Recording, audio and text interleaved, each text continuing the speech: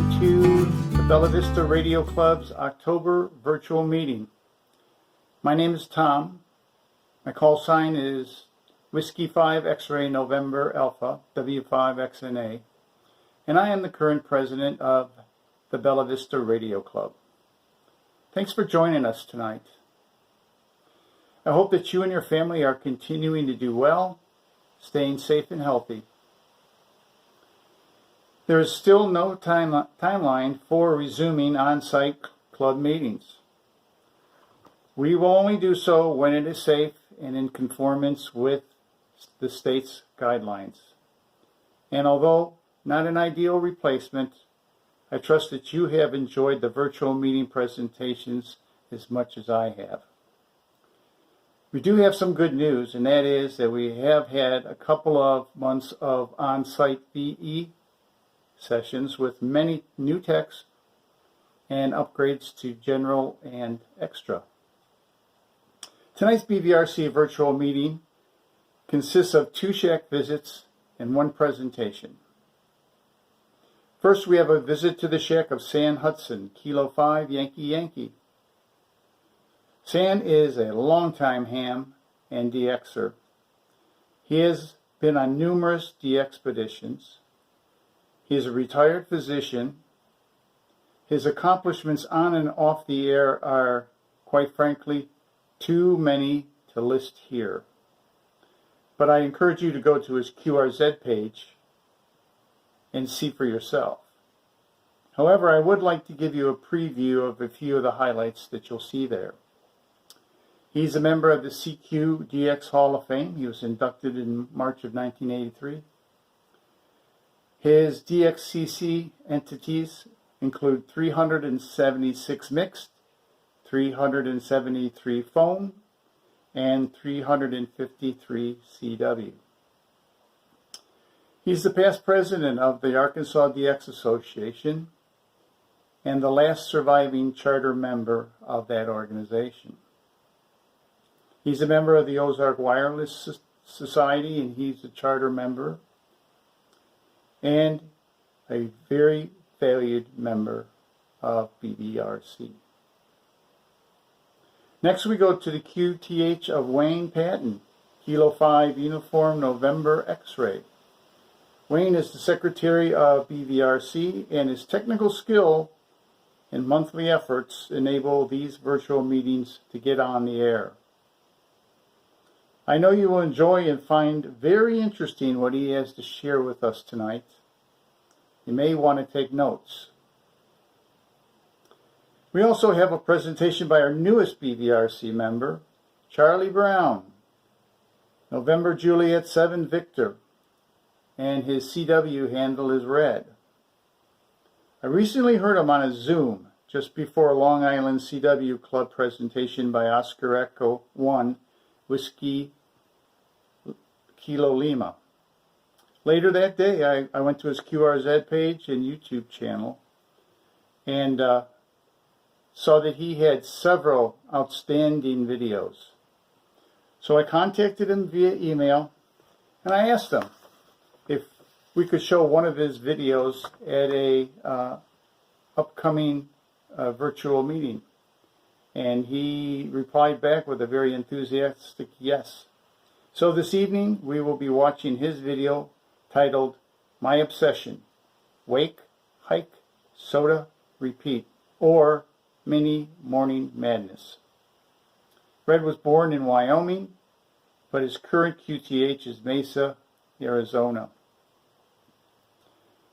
His profession is information technology, and on his QRZ page he says that he is an active participant in summits on the air, both as a chaser and an activator. He says he runs the station barefoot at home and really enjoys QRP portable ops. He's also an active hiker and backpacker. And some more good news, he's going to be joining us on the post-meeting net at 8:30 via Echolink. Well, thanks again for joining us this evening. And it's time now to sit back, enjoy, and learn. And please let us know that you're here by checking in on the chat portion of the YouTube. So Wayne, I guess it's time to take it away.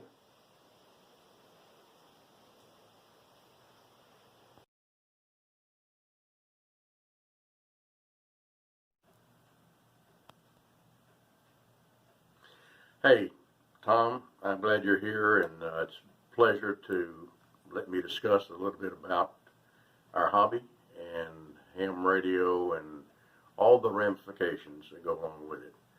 I think the main thing is that our hobby is so unusual is that everybody's station's different. There's not a single ham in all the world that has the same setup, and to each of us, we do what we want to do. My wife, I was looking over here at my big A here. My wife and I got married after I was a ham, and she was a head major rep at the University of Arkansas the year the Arkansas Razorbacks won the national championship in football in 1964.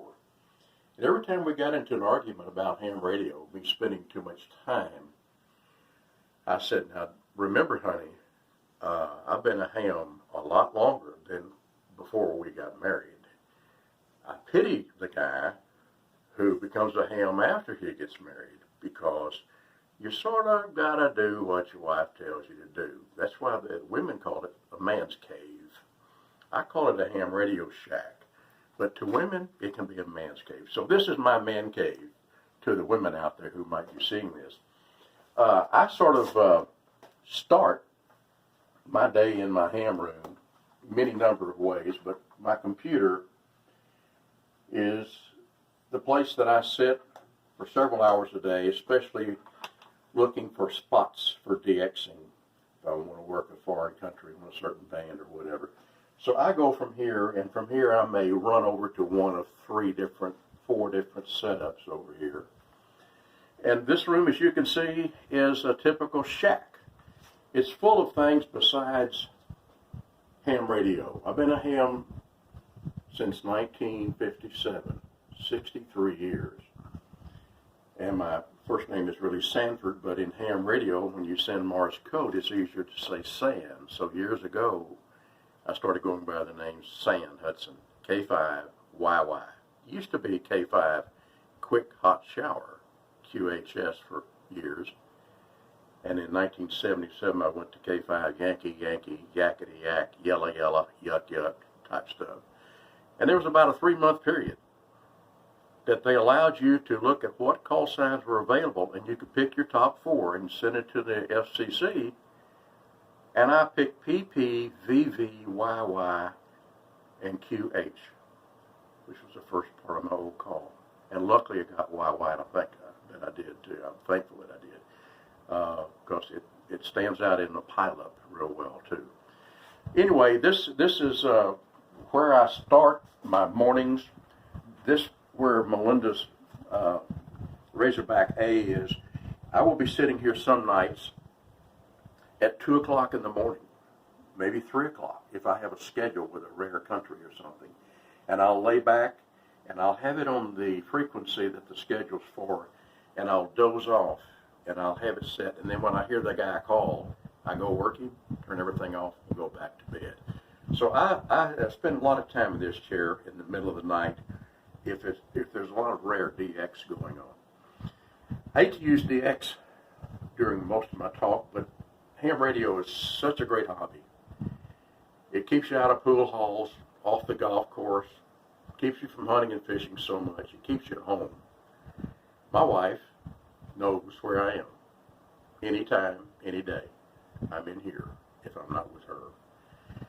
And some people might say, well, I like to play golf better or whatever. I said, well, I've tried those hobbies. I've done all that stuff too. But since 1957, I've just migrated more to all aspects of ham radio that I think there is to offer so many other people. And so I've spread out, and I'm glad I did. You can see as you look around here at what's ham radio related, some of the awards and stuff that I was lucky to have gotten.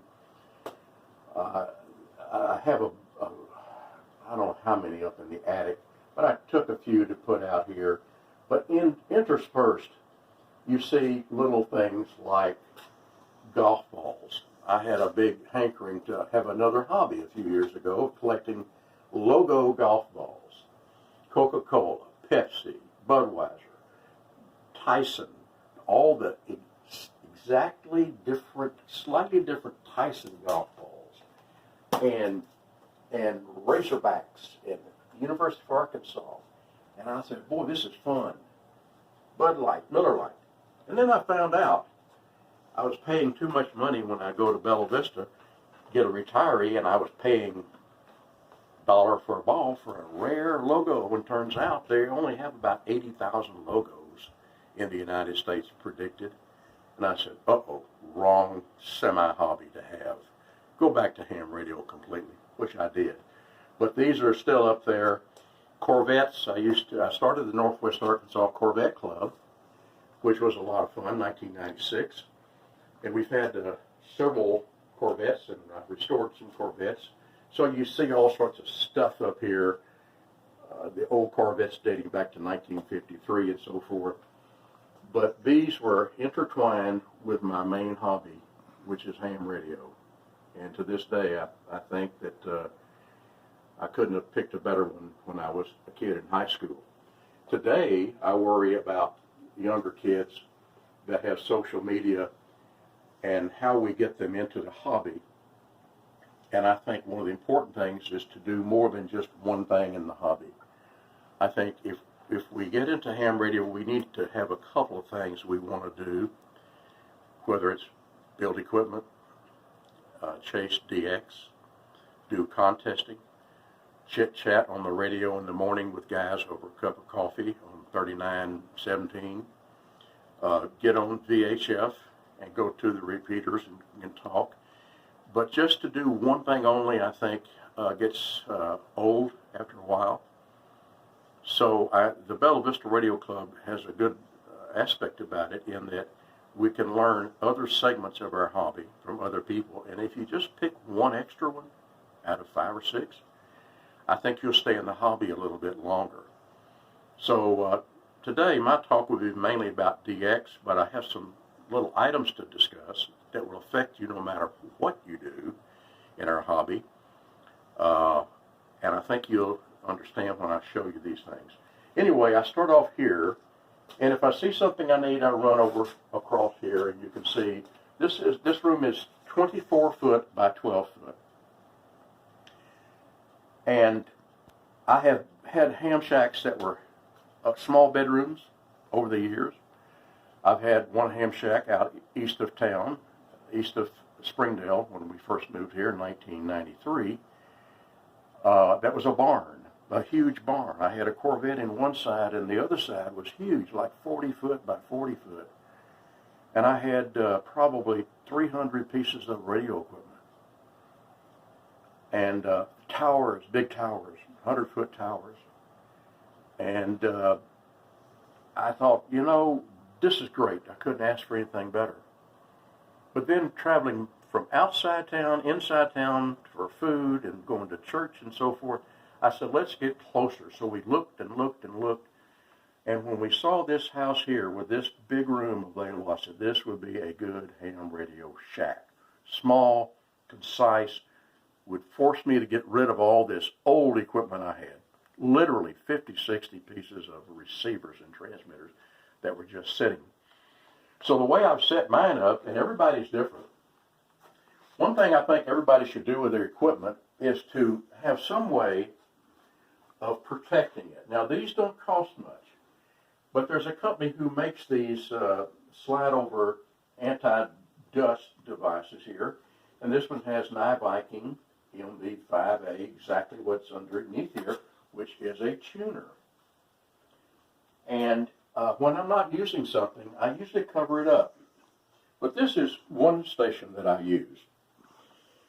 This station is mainly 160 meters through 30 meters. And this is an older Yaesu rig, every filter in it, and I really like it. There's some things it doesn't do, but every rig is different. To each his own. And I suggest that when you see something in in another little transceiver, it won't hurt to get a second transceiver and see if you like this better, and then maybe sell the other one or keep both of them. There's times you wish you had 3 different amateur radio sets. I use this, and I try to get matching speakers. Now, matching speakers are nice, but I will tell you this, a lot of people go by the speaker sound, getting a speaker that sounds good rather than something that matches. So, and same with power supplies. Used to be you had to have a power supply that looked just like your transceiver. Now then, people are sort of going to a power supply that works, and it may not match the transceiver. No big deal. But again, it's your money, it's your hobby, and you can do what you want to do. After 63 years, I've been in and out of several things, and I mean several. But I will run to this particular station here on 160 through 30 meters and use this tuner. If I go to another band, I may use this tuner. This is a Drake tuner, which is really nice. And if you notice my microphones, I talk about dust covers. Look at my microphones here. This is a Crown Royal, which is a good bourbon. But one guy told me years ago, he says, get a little sack, a Crown Royal sack, to put over your microphone to keep the dust out of the microphone aspect of it. And then I always usually have a headphone set here, maybe in case I need it. I have a key here. That's here in case I want to go to code. I do code. Probably more so now than sideband. It used to be just reverse. It's just the way it's going now, with the HF being less and less available. And so people are forced to go to CW, which gets through better. This is an amplifier. The power supply is at the bottom. This is a Quadra, they call it. And this Quadra matches a lot of Yaesu rigs. And the good thing about it, when you turn on a certain band, this switches automatically. And people like that, especially it matches and so forth. But you don't have to have it that way. But it was available, and I picked it. So what I do when I get through with something, I'll put this back down. And I'll go over here, for instance. Now this is where I get to my other bands. Again, my microphone here, just like over there. Speaker, matching this ICOM 7600. I like the ICOM 7600. 7700's good, 7800's good. Kenwoods are good, and Yaesus are good. But I have found it's better to have rigs that you know by heart. If you go to another one across the room, if it's the same, you don't push a button or dial a dial. So I like to have all the rigs look the same, where in my age, a little dementia, you say, now, which do I punch on this rig? I got to hurry up because I got to work this guy. And he's gone. If I just had the same rig as I had at the other station, I could have worked him quicker. Anyway, this is an ICOM 7600, and it is basically to augment over here, because this Yaesu doesn't have RIDI. And RIDI is another mode that I participate in. Got over 300 countries on there. So here's my keyboard for RIDI, and since this one doesn't do it, I have to manipulate here in the back a couple of coax cables and get on here. This is a matching speaker here for the ICOM, and it turns out it's the best because it is a good sounding speaker. And most ICOM people will get a matching speaker if it's a 7600. We'll get back to something here later. We go here a little further. By the way, this power supply, I've chosen not to go ICOM power supplies. Basically, I just prefer something better, which is, I like Astron. Astron is good for 150 to 175 watts key down, and there's so many power supplies in some of our rigs now that just under certain circumstances can go out on you, and they're hard. They almost cost more money to ship and repair than it is just to throw it away and get another one. Over here is another station setup. Here again, it says here ICOM 7600, and underneath here is an ICOM 7600 and a power supply for an ICOM. I have an amplifier for 6 meters only. This was a converted amplifier that only is useful in 6 meters, and I used to do a lot of 6 meters. It's a Heath kit, and there's so many times I've had to hop over here for a brand new country on 6 before the conditions faded, and I use that amplifier. I keep holding on to it thinking I might get back on 6 again. And I get over here, this particular ICOM here, I use basically on one band only. I can make it go to any other band. I use it on 60 meters. 60 meters is a band that came out in 2003, July 3rd. And it's a band that the ARRL frowns on anything that happens there in the form of DXing or contesting. It's a band that the FCC allowed, and the ARRL says, I don't think we won't have any awards available because people get on and will cloud the band up. And it'd be just, you know, you can't see any other signals. So for years, so many of us said, to heck with that, and we will work DX, and we will chit-chat. And so this band, this rig is for 60 meters only. It's got its own little 300-watt tuner. And then we get over here, and I have another amplifier. Now, this is not a Pro 3. That was an older ICOM rig, but at least it's a cover. And this is a beautiful 3-tube, 3 3500Zs. Key down all day long, 1600 watts output. But I don't use it because I don't need it right now, and it sits. It's a great little deal, but it's a standby amplifier if I need it. This is my beam I've had up. I've not had any problem with this beam and rotator that I've had up here. This rotator is a Yaesu 1000 SDX, and it has served my heavy beam up there. It'll handle a lot of square foot of antenna. And here's my main rig over here. It's another 7600 with my Crown Royal covering my microphone, another RIDI keyboard, my key. There's all sorts of keys to use. Get comfortable with something. I happen to have 3 or 4 different kinds, and sometimes I get mixed up with my wrist, and they don't key the right way, but I've got 5 or 6 different keyers. Whatever you want, it's a hobby. But this is the main rig, which covers 14 up through 28. Now they cover 6 meters if you need them, and I do have a 6 meter antenna in the back. This is a big, nice Titan amplifier. This is one of the last ones Tech made, and one of the rarest. It's a 417. Big. And you say, why is it so big? With just 2 tubes. Well, that's the way Titan built these. They cool better.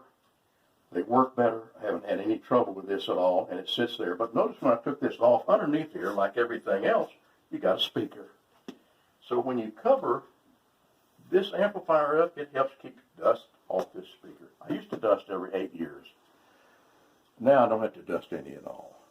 I'm kidding. I try to dust like once every couple of weeks, maybe. Here is one of the rarest high-powered tuners you can get. They only made this particular model for about 6 months. I happened to get it. I never use it. It's called an AT4K, and it's probably, it's got a readout display that goes across here, LED display, but it's good for about 3,000 watts key down. It was so expensive that they had to go down in price, and in the process they went down in the quality of the components in here, and they eliminated this little display here, and they only made a couple hundred of them. Then they went to the AT5K, bigger, much more expensive, but my unit has the same high quality components as the 5K. And I said, hot dog, I never use it because my beam, the SWR is always 1.5 or less to 1. So you don't need a tuner really if the coax going out of the amplifier goes to your Mosley beam up there, and doesn't need a tuner to tune it because it's 1.5, 1.8, the most 2 to 1. And but this sits because it's rare, and I might need it one day, and then my wife can sell it, I guess, when I'm no longer here. So this is my stuff. But let me show you something. I don't care what you do. If you DX, if you do nothing else, that's great. Or if you do 10 things, that's great. If there's a thunderstorm coming in, or you're going to be out of town 2 or 3 days, please do this if you've got one rig only or a bunch of rigs. Unscrew your coax. Now, you can throw them anywhere you want to throw them, but I do this. I lay them over the top of where they're going to be plugged into. And same way with the rotator. You unplug it, and in the back where it goes up to the top of the tower, it's unplugged. And you notice coax unplugged, hanging over, hanging over, hanging over, hanging over, or put up on Velcro up here. In any event, all coax, unhook them. Unhook them because it will save you headaches, a lot of money, and not be off the air so much. Over here, the same way. Now, some people will have coax going into another coax switch. Make sure if you ever get an extra coax switch, make sure they're decent quality, because sometimes the separation of RF in each one of these ports is not enough, and you will arc across into a receiver that may be hooked into another one.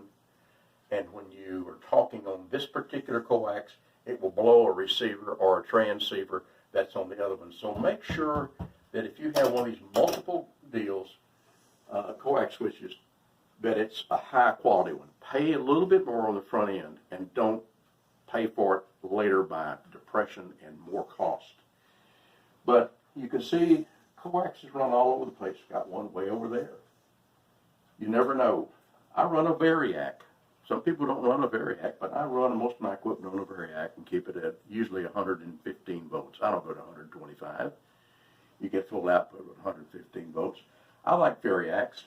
I have one or two, and I use them. The other thing besides these coaxes here is to always unplug from the wall. Not just your coax. You think, oh, well, if thunder hits, it's going to hit the antenna and come down, and this will save me. Well, it'll come through your ground, also in your shack, into the ground system, through your relay breakers and everything. So I always have these unplugged, and you can see plugs laying all over the place. Nothing is hooked up. That's just a suggestion I make. I agree sometimes it's a little hard. I come running over there to a station that I hear on, and I had to plug in this particular unit. I had to hook in this coax back here to there. But it doesn't take me a minute and a half to get ready to call that station, and I feel safe when I leave. The reason I bring this up is one night on the way to Bella Vista Radio Club meeting, Mark Watley and Don Banta and me and Paul Dixon, we met here at my house to leave. And we're going to rush up to Bella Vista. And a lightning bolt hit about 40 yards behind us in the middle of my street out here, left a large area about 3 foot in diameter, melted part of the pavement, cracked part of the pavement. And we got down to the stoplight, leaving my subdivision, and my wife calls and says, we've been hit. It was the biggest that my neighbors had ever seen. Direct light at the same time of the sound. We knew something was bad. I came here and took out 3 power supplies, and that was okay. I could buy some Astrons then and get rid of my other power supplies. We'll go to another segment in just a minute. Well, we're outside now, and it's real cool and nice and breezy, thank goodness, and the weather's going to be nice in the upcoming days. I'm happy to see that.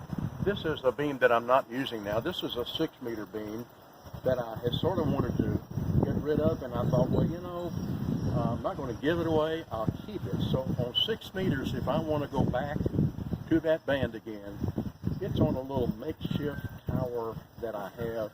It's very low, but 6-meter antennas don't have to be that high. So this is just another funky thing you might be doing in your backyard. If you have a small backyard like I do, is throwing up a little antenna somewhere away from where your wife won't be so offended. And it's right by my shack that I have the lawnmower in. Anyway, it's useful. And as you see, hooked to my lawnmower shack is this rope that goes up, and you begin to see the ends of my 80 and 160 meter dipoles, inverted V's, supposedly. You'll see later they're not really inverted V's. It goes all the way up and all the way up to the top of the tower, and you see that one little area going out left and right, that PVC, and you can see where it's hanging out there. So your antennas will start way over across your property. Now, this is a small 150 by 150 lot, so don't think you can't be a good ham radio operator with an average antenna, because you can. The key then becomes knowing when, how, and where to call if it's DX or if it's contesting. You don't have to have the best antenna, but it's knowing what to do when, and that comes with this experience. In any event, we walk on over here, and you can see I have a small yard, but it is nice to have something across the yard besides a tall metal pole that holds the end of the dipole up. Your dipole should be, at the ends, at least 6-8 feet tall. And some people have such confined quarters that they may have their dipole 2 feet off the ground on each end. It's whatever you can do with whatever antenna you have. And as you can see, we walk across here, and all of my towers in the past have been 100-foot towers or more. When we got here, I decided to have a tower that I did not have to have guy wires. Guy wires adds 3 more guy wires to these terminal guy posts in concrete stuck around your yard. My wife didn't want that. I said, okay, I agree with you. So I got a Ron tower. I went away from 25G and spent a little more money and got a 45G. Now that tower is only 38 foot. Everybody will tell you you got to have 55, 60 foot of tower to do any good on HF bands. Now that's true. It's better to have 55, 60 foot if you have the property to put it on. And since I didn't have guy wires on it, I ended up with 38 foot, and I accepted that and said, okay, I got to learn how to rechase DX again. The beam you see on top has been a great one for me. It's a Mosley Pro 56B. It's 5 bands. The best thing about it, to keep me from having to lower it down every 3 years and fix a blown coil or high winds destroying it, is that it has big coils that are good for 3,000 watts output. So I'm never going to blow them. It's been up now for about 15 years. It's kept in perfect condition through high winds and me running a good kilowatt every time I'm on the band. Above it is a 40-meter rotatable dipole. I really like the ability of getting on that band with a dipole antenna at that height, about 43 foot. Depends on what band you associate yourself with. And you sort of put the right antenna up, if you can, for that particular band you like. In my position, this is probably the worst system I've ever had. But again, as you go through ham radio, you learn when to call, where to call, how to call, and you can make up for not having that extra 3 dB gain of an antenna when you're calling. so many people run 5,000 watts to illegal amplifiers, some of these big dogs in other states. Let them do that. Let them get out of the way. Or they'll run beam over beam over beam over beam. I'll let them have it. I'll give you the contact. I'll wait a day or two, and I'll pop in later on. But anyway, you can see it gets a little complicated because you've got coax coming out. I didn't show you in the shack a few minutes ago, but all my coax go out the bottom near the floor, an area about this big around. I have like 12, 15 coaxes going out. And I stuff paper and towels up in there so bugs won't crawl through. And they come out at the bottom over there, come out through the brick. You can see at the base of the tower to the left. And all these coaxes come out, and boy, you better label the coaxes. And then put a little clearer tape over them so you can read it. And this one, otherwise you'll be sitting there saying, oh my goodness. Inside, where's that coax coming from? And outside, where's it going to go to? That's the hobby. It's a fun hobby, figuring that out. Now we're at the base of this tower, and you can see how every station is different and depends on if you got one rig and one or two antennas. But when you got this here, most of these coaxes go inside, and I have a way of labeling them, and they go to particular rigs. Just my setup, and again, this is the Big Ron 45G instead of the 25G. It's been a great tower for me. Not guide anywhere. I climb it and have the help of Mark Watley and others who helped me. Chuck Horsner also has helped a lot in the past. But as you look up, you see coax coming off, and you see guy wires coming off. And the funny thing about the dipole for 80 and 160 that you saw way over there, the second part of that, since my neighbor is just 50 feet over there, goes to that tree, makes a right-hand turn, and goes back this way. So it's like an L shape. It's all I can do. But that's the way it is. And then here is a nice all-around antenna to consider. Everybody should have. It's a vertical. Mine is a 29-foot vertical. And I suggest strongly, forget trying to put 4 or 16 or 64 radials on the ground. You'll get chewed up by lawnmowers, or you'll have to bury them in the ground. It does help your feed system get a little bit closer to 52 ohms, but elevate your vertical 6-8 feet in the air, and you can see the bottom of my vertical over here. And from the bottom, you can run a radial or 2 or 3 the same length, and this completes the rest of your vertical. So in my case, I have 3 or 4 elevated radials. I'll never have to put down 150 radials, and it's elevated to here, and the feed point is there. You do have to have some guy wires, and I have some few little small string guy wires up here to keep this 29 foot from blowing over in the wind. But a vertical is a good thing to consider. Now, if you want to put a trap vertical that's shorter and it's got coils on it, and you want to run 500 watts, then you can put a vertical up with coils and not have to worry about radials. At that point, you're going to have a strong ground rod. The key to a vertical, any vertical, is a good ground, very good ground. I have 2 6-foot long ground rods, and they go up here to the bottom of this, and then the actual vertical starts up here. Lots of ways to do a vertical, but try a vertical for all bands. Add a beam if you have a chance to add a beam. Add a dipole if you've had a chance for that, or a doublet.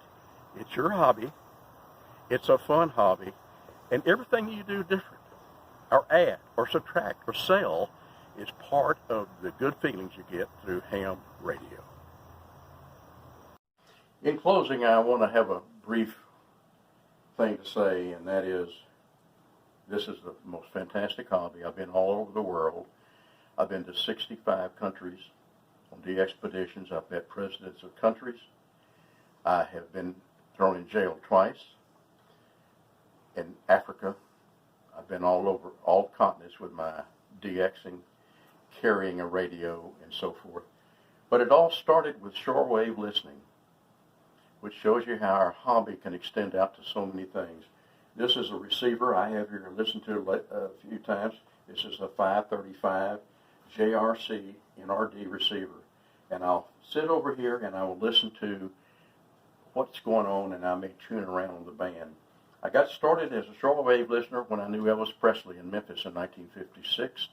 I was shortwave listening with an old Hallicrafter S38 in 1954. And in 1956, Elvis Presley, I went to his house 3 times before Graceland. His drummer, named DJ Fontana, had a family member that was in a shortwave listener, and he gave me a radio, and it was a real nice older Hallicrafters. And I was a shortwave listener and listened, and finally ran across some ham radio operators talking one day, and I said, that's what I want to be. So in 1956, I got interested, and when we moved back to Arkansas in 1957, ham radio just took me completely by surprise. My wife's been very understanding. Shortwave listener to ham operator, and the Bella Vista Radio Club is so good at exposing all of its members to various things in our hobby. Pick out 1 or 2 more things to do. I'm hoping this discussion that you have allowed me to do, Tom, is something that might tweak you on DXing or contesting, tweak you on what antennas to use. Oh, I can't do that. My property's too small. No, it's a hobby. Do the best you can. It's your money. Do whatever you can. And please your wife. You don't go play golf and fish and go in bars. You stick in your ham shack and work DX, in my case. And I've got all the countries in the world worked. I've got the honors here, Hall of Fame. This means nothing. What means more is the people I have met in accomplishing these awards. It's something you don't brag about. It's something you have memories about.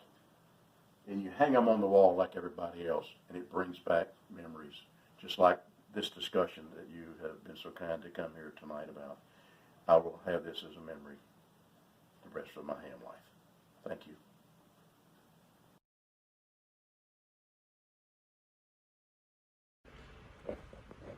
Well, hello everyone from the Bella Vista Radio Club. This is Wayne, K5UNX. Since I'm my own videographer, you won't see my face, but you're going to see my shack. So there's the windows in my little office, and my shack really shares some space with some other things. So my project desk is a little bit different than some of your all's.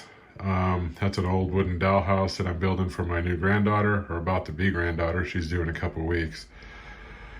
And this room is an office that I share with my workbench over there, my work table with the dollhouse. There's my ham station, personal computer, and my work computer. So I'm pretty much multi-function at this one particular desk area. So let's concentrate on the ham shack, which is this table. And you'll see that I have a computer monitor, and there's my logging program that's up and running. Wireless keyboard, and then to the left there is my rack of radios and tuner and whatnot, and I'll zoom in and we'll take a look at that in just a second. For you CW fanatics, I'm learning. I'm bad at it, but I'm getting better at it. And we zoom in there. I've got a bencher paddle and a Japanese straight key, like a J38, I believe, copy or model number. Anyways, I've polished that up. I actually got that in a BVRC club raffle one evening. So I've cleaned it up, mounted it on a piece of oak wood, and I've got it wired into my radio here. As far as the radio rack goes, let's kind of take a closer look at that. On the lower right is an FT8800 dual band radio. I use that for our nets and whatnot. To the left side of that, lower left, is an FT857D, again by Yaesu, kind of an all-band, all-mode radio, and I think currently it's tuned into 40 meters, although I'm not really listening to anything while I'm doing the video here. Upper right is my power supply that basically runs the rack. It's from PowerWorks. Upper left, I've got a Signal Link USB and a Z11 Pro 2 LDG tuner. And that rack can be put in a plastic case and taken out to the field for field day or any other kind of activity. So I have done field day with that rack. I have done a jamboree on the air for Boy Scouts with that rack. I've taken it on many public service events and just used the dual band radio. But since the 857 has 2 meter and 70 centimeters also, then that works as a backup in case something happens to the first radio. So I built that rack to basically be a portable station. I can use it in the house or throw it in the back seat of the car and take it to field day. So I can pretty much do everything with that setup and not having to have multiple copies of radios. As far as the keys goes, let me go back to those. I have them both wired in at the same time. I have an external wind key or USB, and basically I have a audio splitter cable where I run the pedal and the wind key or the pedal and the wind key or USB goes on one side of the audio splitter cable, and the other side of the audio splitter cable is the straight key.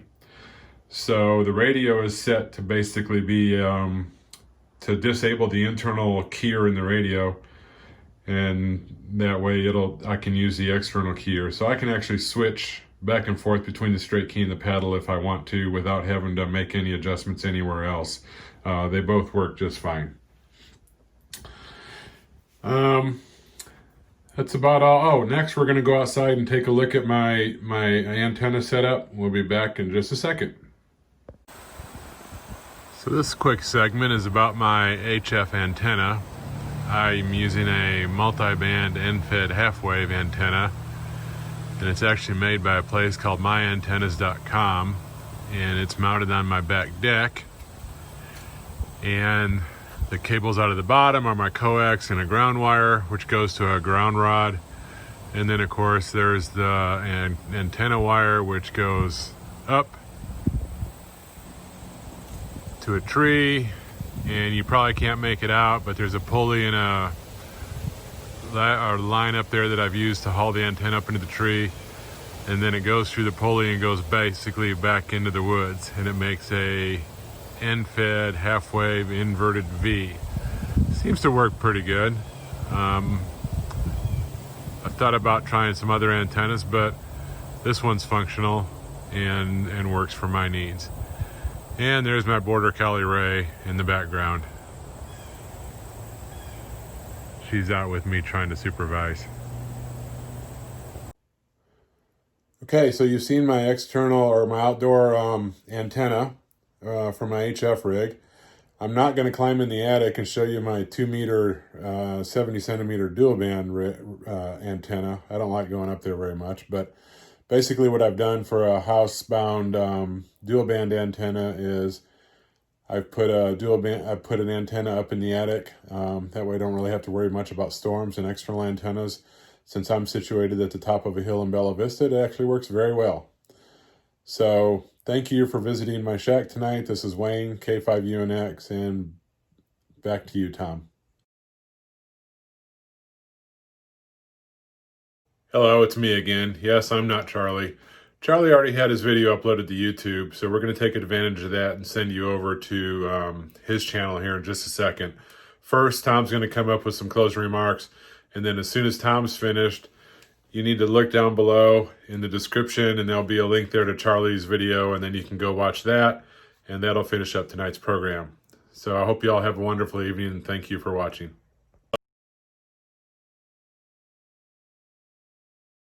Welcome back. I hope you found these presentations as enjoyable and informative as I have. Thank you for being a participant. I also want to invite you to stick around after the meeting and join us for a Q&A roundtable about tonight's presentations. You do not need to be a member of BVRC to participate, but you must be a licensed amateur radio operator. We will be on the air using the NWA linked repeater system beginning at 8:30 p.m. local time. For information on the link system, go to nwalinksys.org. As always, your comments, questions, and suggestions are welcome and encouraged. Please address these to info@bellavista.radioclub.org. Also, for more information on the Bella Vista Radio Club, visit our website at bellavista.radioclub.org. We invite you to be a member of the largest amateur radio club in the Northwest Arkansas region. And please know that we exist to serve the amateur radio community. 73, stay safe, healthy, and on the air. Good evening from W5XNA.